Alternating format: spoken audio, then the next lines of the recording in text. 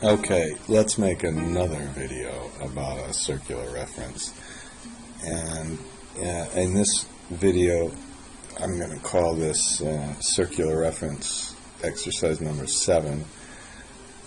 We're going to add the capitalized interest and change the way we compute the pro rata. And then in the next one, so let's make this circular funding too. Okay, so we'll just do a little bit more advanced things, and I think we'll show you how easy things are to adjust. Whoops, I have to get my tea. Just a minute. Okay, where were we? We have a capitalized interest flag, a switch. We can switch off to being true and false. Now, when that capitalized interest switch is set to true, here's what happens. I hope we don't fund any interest during construction. We just fund the construction expenditures, and the capitalized interest gets added to the value of the debt. Okay, and so let's and here's one other thing, is this total debt that actually gets funded, that has to be the amount of debt less the capitalized interest. So we put a little I put a little thing here that says, okay, let's take the interest and the fees, because the fees can get capitalized as well, and let's multiply them by the switch. And I think in the middle, when I was just getting my tea, the middle of telling you that this thing could also be, instead of this, it could be the bottom one. It could be the total the total funding. We could divide it by the total funding. So instead of only the construction expenditures. So I think let's make the capitalized interest first. I think that would hopefully be fairly straightforward. So the last time we made a macro, and we made a function actually. We made something called debt. We computed the project cost. And this time, why don't, right after the debt percent, since this is another input, let's put capitalized interest. That's going to be just a true-false switch. And here we can kind of go through what sort of adjustments we made. The interest, the only real difference is we can put a plus. Well, let's just put capitalized interest here. Okay. And we simply multiply that by, it is equal to the IDC times the cap interest switch. That's not so hard, is it? And then we, not the capitalized, oops. This is really bad. This should say capitalized interest. We can't use the same variable, of course. And then we can add the capitalized interest to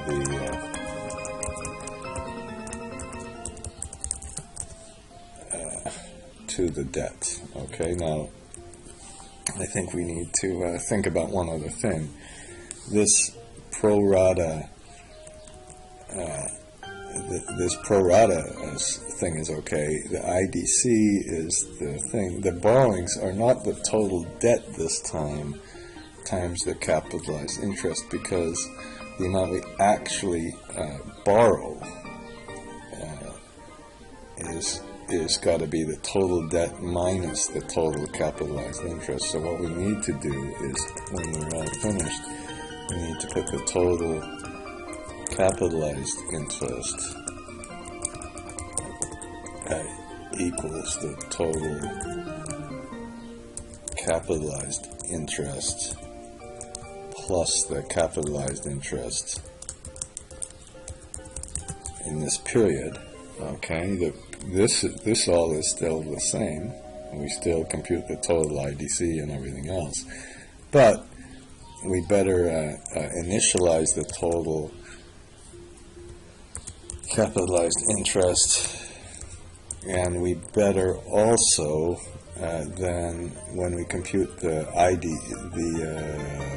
borrowings, it's the total debt, but we only take the debt that we're actually paying for, or that we actually fund with real cash. The other part of the debt is interest, so we have to take away the total capitalized interest. Now, of course, in the very first one, that's going to be 0, and we're going to have to go around a few times with our circular reference problem to resolve this. So let's see if we can do two things. Hopefully I didn't make too many mistakes in this. We're going to stop the we're going to try to put this into the total cost equation, and then let's see if the capitalized interest works. Alright. Okay, this video is going to be a little bit longer, unfortunately. If we, the first thing we did was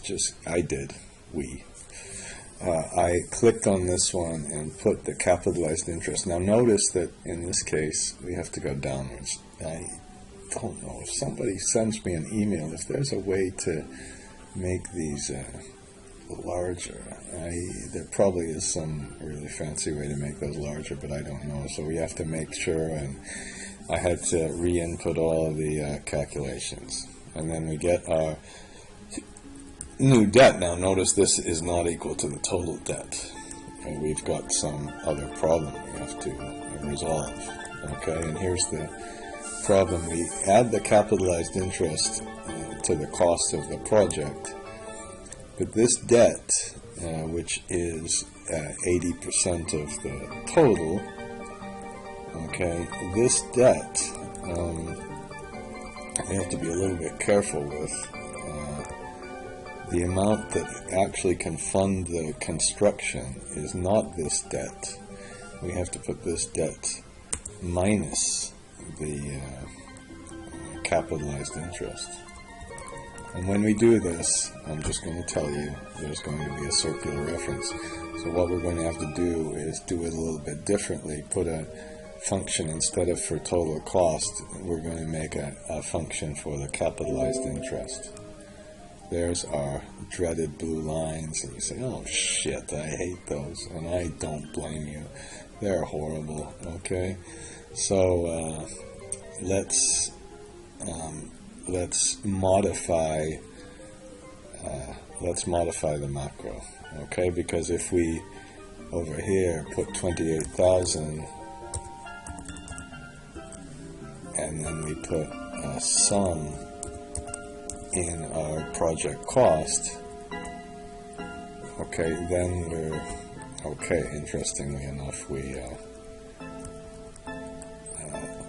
have a balance, a correct balance, but of course this number is not correct. So let's go back to our function and just change things around. So I'm going to change this and now call it capitalized interest. Alright, unfortunately we're going to have to do something very similar for the fees, okay? And I think what I suggest doing is computing the capitalized interest, fees, and BSRA, put them into one account called the adders, okay? And we can't call it capitalized interest. How about we call it interest for the construction, okay? And our interest for the construction here